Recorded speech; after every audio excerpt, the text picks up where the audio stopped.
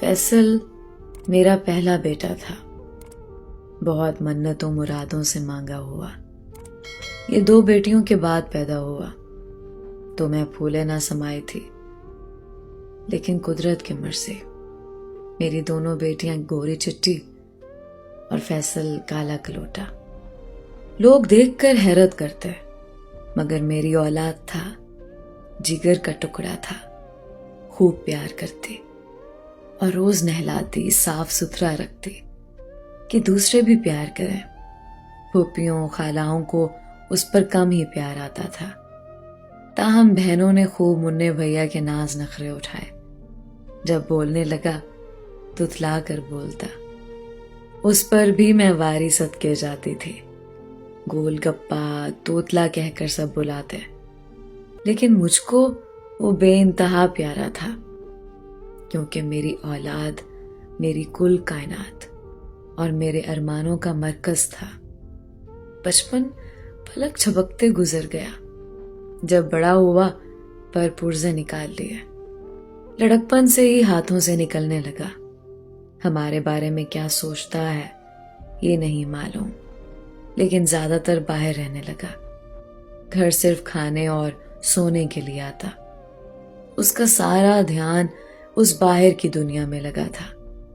فیصل کے بعد 2 بیٹے اور ہو گئے تو میں ان کی پرورش میں مصروف ہو گئی۔ بظاہر اس کی طرف سے غافل تھی، لیکن محبت زیادہ اسی بیٹے سے ہی تھی۔ بس چلتا تو چھوٹوں کی جگہ اسے ہی کلیجے سے لگا کر رکھتی۔ وہ اب بھی گھر بھر کا چہیتا تھا، لیکن میں نے جب اس کا دھیان باہر کی طرف دیکھا تو پڑھنے لکھنے کے لیے اس کو ایسے ادارے میں ڈال دیا جس کا ہاسٹل تھا، تاکہ یہ پابند ہو کر اچھی طرح پڑھ لکھ سکے اور آوارہ لڑکوں میں بیٹھنے کا موقع میسر نہ آ سکے۔ جب اس نے تعلیم مکمل کر لی تو باپ نے اسے انجینئرنگ کا 2 سالہ کورس کرا دیا تاکہ کمانے لائق ہو جائے اور ہم اس کی دلہن گھر لے آئیں۔ ماں اور باپ کی خصوصی توجہ سے وہ کمانے لائق تو ہوا، مگر پاکستان میں تنخواہ کم تھی، گزارا مشکل تھا۔ تبھی میرے خاوند نے اپنے ایک دیرینہ دوست کو کہا کہ کسی طرح اس کو سعودی عرب بھجوا دو، اس کے پاس ڈپلومہ ہے۔ مجھے فیصل کا سہرا دیکھنے کی چاہت تھی۔ میں یہ بھی چاہتی تھی کہ وہ اپنی پسند سے شادی نہ کرے، بلکہ میں اپنے خاندان کی لڑکی لاؤں جو مجھے اسے دور نہ کر دے، اور وہ لڑکی میری خدمت بھی کرے۔ مگر ہوتا وہی ہے جو قسمت میں ہوتا ہے۔ فیصل بیرون ملک گیا تو وہاں اس کو کوئی چاند چہرہ پسند آ گیا، اور اس نے مجھے فون پر بتایا کہ میں نے آپ کے لیے بہو پسند کر لی ہے۔ اگر آپ اجازت دیں تو اسے نکاح کر کے آپ کی بہو بنا لاؤں۔ مجھے اجازت دینی ہی پڑی۔ لڑکی پاکستانی تھی اور نام سلمہ تھا۔ بس میں نے بادل ناخواستہ کہہ دیا کہ بیٹے تمہاری پسند میری آنکھوں کا تارا ہوگی، اچھے خاندان سے ہے تو اجازت ہے، نکاح کر لو اور گھر لے آؤ۔ یوں اس نے جدہ میں نکاح کر لیا اور سال بعد سلمہ کو ستارہ بنا کر لے آیا۔ وہ واقعی حسین تھی، میرے گھر کے آنگن میں چاند بن کر جگمگانے لگی۔ شروع میں تو ہم سب خوش رہے، بیٹا اور بہو بھی مسرور تھے۔ چھٹی ختم ہو گئی تو دونوں دوبارہ جدہ چلے گئے، جہاں بہو عیش کرنے لگی اور ہم سب سلمہ کی زندگی پر رشک کرنے لگے۔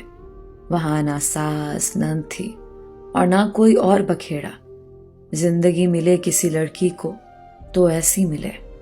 دولہا دن رات اس کا مکھڑا دیکھ کر جیتا تھا، جو کماتا اس کو خوش رکھنے پر لگا دیتا تھا۔ اب 2 سال بعد ایک ماں کے لیے آتے، یہاں بھی بہو کو اہمیت ملتی، ہم عیش آرام دیتے اور وہ چلے جاتے۔ اس دوران 2 بیٹے بھی ہو گئے۔ بے شک میرا بیٹا سلمہ کے ساتھ بہت خوش تھا، مگر میرے دل میں یہ کھٹک تھی کہ یہ لڑکی اگر اپنے خاندان سے ہوتی تو فیصل کو مجھ سے قریب کرتی۔ سلمہ بے شک اچھی تھی، میرا ادب کرتی تھی، میرے لیے خوب تحفے تحائف اور نندوں دیوروں کے لیے بھی لاتی تھی، مگر فیصل پہلے جیسا نہ رہا تھا۔ میں ہمہ وقت سوچتی تھی کہ یہ باہر سے آئی ہوئی نہ ہوتی تو یقیناً میرا بیٹا جو کماتا سب میرے ہاتھ پر رکھتا۔ اب تو بہو مجھے دینے والی بنی ہوتی ہے۔ سلمہ بطور مہمان آتی، ہنستی بولتی، خوش رہتی، میری قدر کرتی اور چلی جاتی۔ تاہم میں روایتی ساس کا کردار ادا کرنا چاہ رہی تھی اور وہ اس کا موقع نہ دے رہی تھی۔ بہت سی خوبیاں ہوتے ہوئے بھی میں اپنی بہو میں عیب تلاش کر رہی تھی۔ اس بار جب یہ چھٹی پر آئے تو میں نے چھوٹی چھوٹی باتوں کا بتنگڑ بنا کر الجھنا چاہا۔ اپنی بیٹیوں کو بھی اس فضیتے میں شامل کر لیا۔ سلمہ نے شاید میرے ارادوں کو بھانپ لیا تھا، تبھی ہم چاہے کتنا ہی اسے برا کہتے وہ کبھی نہ لڑتے جھگڑتے، الٹا ہم کو ایک ساتھ گھلنے ملنے کا موقع دیتی۔ شادی ہو بیاہ ہو، ہم فیصل کے ساتھ کہیں جائیں، کھلے دل کے ساتھ ہم کو دن رات اکٹھا رہنے دیتی اور خود بیچ میں نہ بیٹھتے۔ ہم نے سلمہ کی فراخ دلی کو اس کی کمزوری سمجھا، حالانکہ وہ ہم پر اور اپنے شوہر پر اندھا اعتماد کرتی تھی اور ہماری ہر خواہش کے آگے سر تسلیم خم کر دیتی۔ وہ ایک اچھے خاندان کی پڑھی لکھی اور باشعور لڑکی تھی، جبکہ ہم حسد اور احساس کمتری کے مارے ہوئے لوگ تھے۔ انہی دنوں میں نے یہ شوشہ چھوڑا کہ اب بیرون ملک بہت رہ لیے، اب اپنے وطن آ جاؤ۔ فیصل نے مجھے کافی سمجھایا کہ امی یہاں کم تنخواہ میں یہ ٹھاٹ نہیں رہیں گے، جبکہ وہاں زیادہ آمدنی ہے، بچوں کا ساتھ ہے۔ مگر میں اڑ گئی کہ مجھے تو تمہارے بچوں کی یاد ستاتی ہے، ان سے جدا کیوں کرتے ہو؟ مجھے اب تم لوگوں کے ساتھ رہنا ہے۔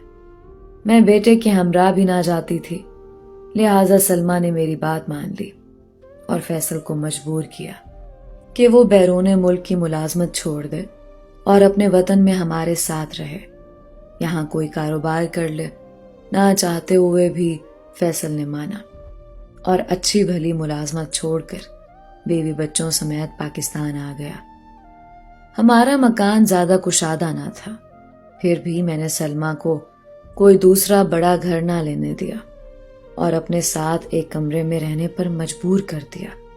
وہ بیچاری مروت کے ماری میری ساری باتوں کو تسلیم کرتی گئی کہ کسی طرح میری ساس راضی ہو۔ کچھ عرصے بعد ہم علیحدہ گھر بھی لے لیں گے۔ غرض فیصل کو سمجھا بجھا کر ساتھ رہنے پر راضی کر لیا۔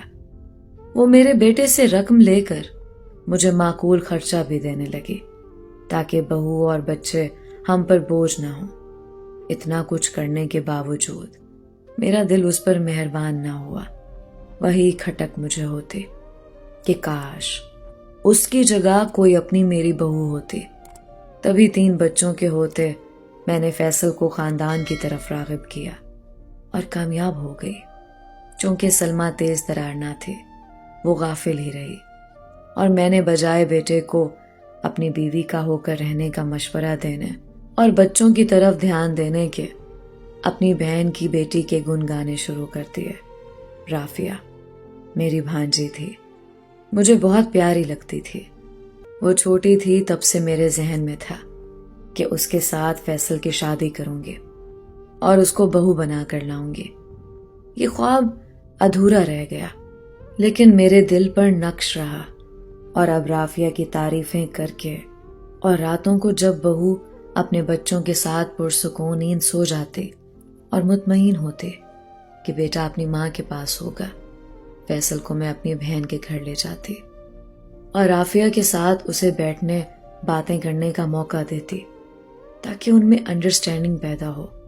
رافیہ غیر شادی شدہ تھی، ظاہر ہے ایک کنواری لڑکی اور 3 بچوں کی ماں میں فرق ہوتا ہے۔ سلمہ لاکھ خوبصورت سہی، لیکن اس میں وہ پہلے والی ظاہری چب نہ رہی تھی۔ وہ اپنے سراپا اور بناؤ سنگار سے لاپرواہ ہو چکی تھی۔ مرد کی فطرت میں جانتی تھی کہ اس کو اپنی چاند چہرہ مگر 3 بچوں والی بیوی سے زیادہ رافیہ میں کشش محسوس ہوتی تھی۔ مرد کو ہر دم نئی نویلی دلہن چاہیے،